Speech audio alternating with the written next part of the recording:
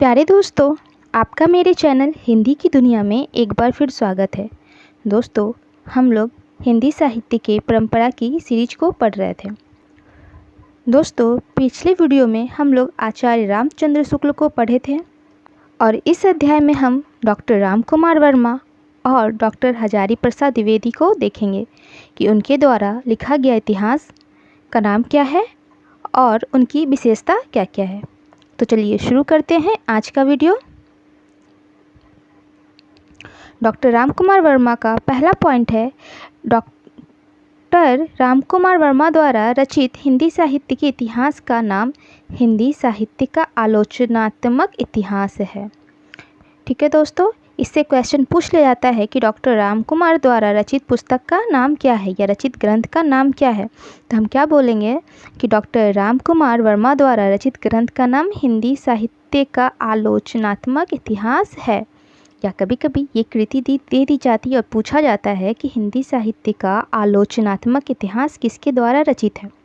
ठीक है दोस्तों, तो ये जो ग्रंथ है इसे डॉक्टर राम कुमार वर्मा ने लिखा है। यह ग्रंथ 2 भागों में है। ठीक है दोस्तों, ये जो पूरा ग्रंथ है ये कितने भागों में बटा हुआ है? 2 भागों में बटा हुआ है। पहले भाग का प्रकाशन 1938 ईस्वी में हुआ, लेकिन दोस्तों दूसरे भाग का प्रकाशन अभी तक नहीं हुआ है। ठीक है दोस्तों, हमसे ये भी क्वेश्चन पूछ लिया जाता है कि किस विद्वान का हिंदी साहित्य का ग्रंथ अधूरा है। तो हम बोलेंगे कि राम कुमार वर्मा द्वारा रचित हिंदी साहित्य का आलोचनात्मक इतिहास क्या है? अधूरा है, क्योंकि ये 2 भागों में है और पहले भाग का प्रकाशन कब हुआ था? 1938 ईस्वी में, और दूसरे भाग का अभी तक नहीं हुआ है, इसलिए यह एक अधूरा ग्रंथ है। अगर मैं आगे की बात करूँ तो आगे नेक्स्ट पॉइंट है कि यह ग्रंथ अभी तक क्या है दोस्तों? अधूरा है। जब इसका दूसरा भाग प्रकाशित ही नहीं हुआ, जब लोग दूसरे भाग को पढ़े ही नहीं हैं, तो इसका मतलब क्या है? वो अभी तक आधा ही है। दोस्तों, डॉक्टर राम कुमार वर्मा का नेक्स्ट पॉइंट है, वर्मा जी ने अपने हिंदी साहित्य के इतिहास को 7 भागों में बांटा है। ठीक है दोस्तों, जहां हम लोग डॉक्टर रामचंद्र शुक्ल को देखते हैं कि हिंदी साहित्य के इतिहास को 4 भागों में बांटते हैं, पर वर्मा जी क्या करते हैं? हिंदी साहित्य के इतिहास को 7 भागों में बांट दिए हैं। ठीक है दोस्तों, इस प्रकार हम देखते हैं कि अलग अलग विद्वान अपने अनुसार काल का विभाजन किए हैं। इनमें उन्होंने क्या किया? 693 से लेकर 1693 तक के इतिहास का ही वर्णन किया है। ठीक है दोस्तों, इनका जो हिंदी साहित्य का इतिहास कहाँ से कहाँ तक का है? 693 से लेकर 1693 तक का, मतलब 1000 ईस्वी तक का वर्णन इन्होंने अपने ग्रंथ में किया है। और इनके ग्रंथ का क्या नाम है? हिंदी साहित्य का आलोचनात्मक इतिहास। अब देखिए, जो राम कुमार वर्मा की सबसे बड़ी जो भूल थी, या हम कहें सबसे बड़ी जो उनका इतिहास अलग हो जाता है, वो किन कारणों से हो जाता है, जिस कारण लोग इन्हें उतना मान्यता नहीं देते हैं, उसका कारण है इन्होंने अपने ग्रंथ में अपभ्रंश के अनेक कवियों को भी शामिल किया। ठीक है दोस्तों, जब ये हिंदी साहित्य का इतिहास है तो निश्चित ही हमें सिर्फ और सिर्फ हिंदी साहित्य के कवियों को ही लेना चाहिए। इसमें अपभ्रंश के कवियों का लेने का कहीं से कोई औचित्य ही नहीं बनता। लेकिन डॉक्टर राम कुमार वर्मा क्या किए थे? ये अपने ग्रंथ में अपभ्रंश भाषा के भी कवियों को शामिल कर लिए थे। जबकि हम लोग देखते हैं कि अपभ्रंश मुख्य रूप से क्या है? वो हिंदी से अलग एक भाषा है, उसका अपना एक अलग साहित्य होना चाहिए, न कि वो हिंदी के साथ मिला के उसको प्रस्तुत करना चाहिए। ये बिल्कुल ही गलत बात है। इसी के कारण इनके ग्रंथ को लोगों ने उतनी मान्यता नहीं दी है, या सर्वमान्य ग्रंथ नहीं माना जाता। आगे दोस्तों, डॉक्टर राम कुमार वर्मा ने एक और सबसे अलग बात कही थी कि इन्होंने क्या किया था? स्वयंभू को हिंदी का पहला कवि माना है। ठीक है दोस्तों, स्वयंभू भी हिंदी के नहीं, ये अपभ्रंश भाषा के कवि हैं, लेकिन डॉक्टर राम कुमार वर्मा क्या किए थे? इनको भी हिंदी के शामिल करके इन्हें हिंदी का पहला कवि बना दिया था। ठीक है, तो अगर हमसे क्वेश्चन ये पूछा जाए एग्ज़ाम में कि कौन से विद्वान थे जिन्होंने अपने हिंदी साहित्य के इतिहास में स्वयंभू को पहला कवि माना था, तो हम क्या बोलेंगे? ये डॉक्टर रामकुमार वर्मा थे जिन्होंने अपने ग्रंथ हिंदी साहित्य के आलोचनात्मक इतिहास में स्वयंभू को हिंदी का पहला कवि माना है। यह क्वेश्चन अक्सर एग्जाम में देखने को मिलता है। देखिए, जिसे अनेक विद्वानों ने नकार दिया, निश्चित ही नकारेंगे ही, क्योंकि आपको पता है कि ये अपभ्रंश भाषा के हैं, तो हम इसे हिंदी में क्यों लाएंगे? हिंदी अपनी एक स्वतंत्र भाषा है, इसका अपना एक स्वतंत्र साहित्य होना चाहिए, इनके अपने अलग कवि हैं। ठीक है दोस्तों, इन कारणों से जो डॉक्टर रामकुमार वर्मा का जो हिंदी साहित्य का इतिहास है वो क्या है? बहुत द्वारा अमान्य है। इनकी एक और खासियत है कि इन्होंने आदिकाल को 2 भागों में बांटा है। ठीक है दोस्तों, अभी तक जितने भी विद्वान थे उन्होंने आदिकाल को या वीरगाथा काल को कहूँ तो बस उस एक ही नाम से पुकारा है। या तो इसे किसी ने विज्वपन के कहा है, या तो सिद्ध सामंत काल कहा है, या तो चारण काल कहा है। लेकिन डॉक्टर रामकुमार वर्मा ऐसे विद्वान थे जिन्होंने क्या किया? आदिकाल को बोले कि नहीं, ये 2 भागों में हम इसे बांटेंगे। पहला कौन सा? संधि काल, और दूसरा कौन सा? चारण काल। संधि काल में इन्होंने कहा कि इस काल में हिंदी और अपभ्रंश का क्या है? मिश्रण है, मतलब इसमें दोनों काल का संधि है, इसलिए इसे हम संधि काल कहेंगे। ये इसके बाद का जो भाग है ये चारण काल के अंदर इन्होंने रखा है। लेकिन मुख्य रूप से अगर इनके ग्रंथ की बात की जाए तो ये क्या है? बहुतों द्वारा अमान्य है। दोस्तों, अब मैं डॉक्टर हजारी प्रसाद द्विवेदी पे आती हूँ। शुक्ल जी के बाद, मतलब डॉक्टर रामचंद्र शुक्ल के बाद अगर कोई अन्य विद्वान जिनका ग्रंथ सर्वमान्य है हिंदी साहित्य के इतिहास का, तो वो कौन है? डॉक्टर हजारी प्रसाद द्विवेदी हैं। ठीक है, ऐसे तो सब लोगों द्वारा सर्वमान्य शुक्ल जी का ग्रंथ है, लेकिन अगर उनके बाद किसी का ग्रंथ को मान्यता मिली है तो वो डॉक्टर हजारी प्रसाद द्विवेदी हैं। अब डॉक्टर हजारी प्रसाद द्विवेदी और शुक्ल जी की मैं कुछ बात बताऊं तो हजारी प्रसाद द्विवेदी ने बहुत जगह शुक्ल जी के मतों का खंडन किया है।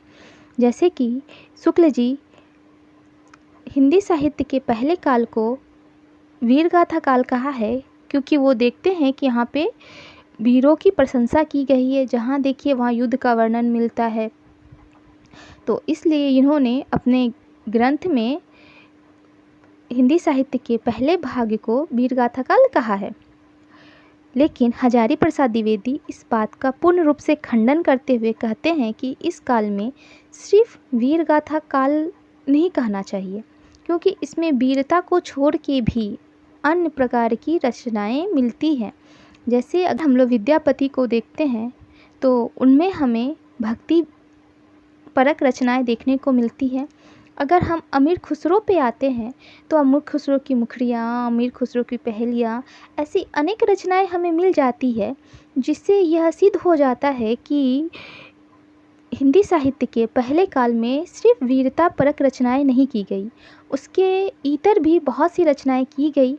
इस कारण हजारी प्रसाद द्विवेदी शुक्ल जी का जो नाम है वीरगाथा काल, उसका खंडन करते हुए हिंदी साहित्य के पहले भाग को आदिकाल नाम दिया है।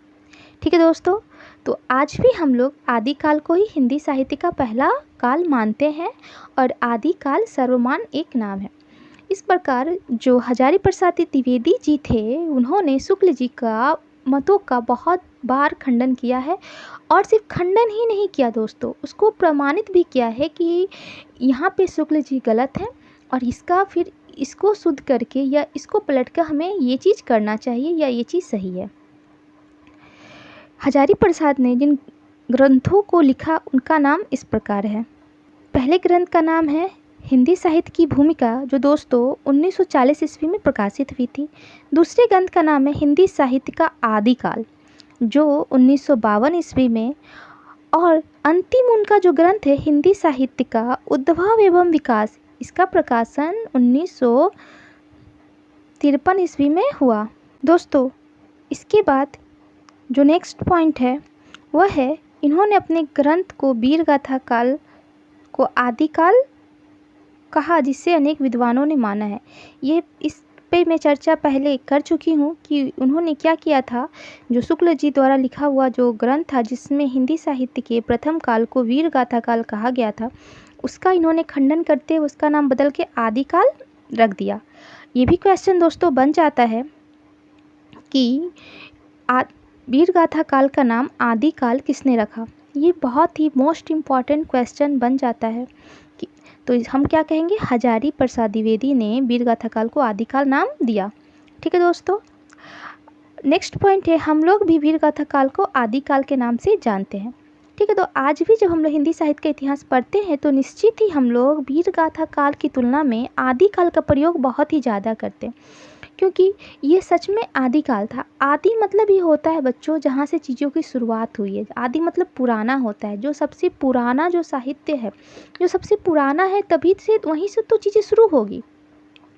तो हजारी प्रसाद द्विवेदी ने जो नाम आदिकाल रखा वो मुख्य रूप से मान्यता प्राप्त इसी कारण है क्योंकि ये सच में हिंदी साहित्य का आदिकाल ही था।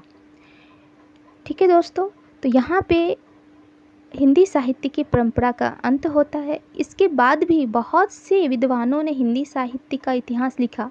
जैसे मैं एक नाम डॉक्टर नगेंद्र का लेना चाहूँगी, जिनके हिंदी का साहित्य का इतिहास बहुत ही प्रसिद्ध है।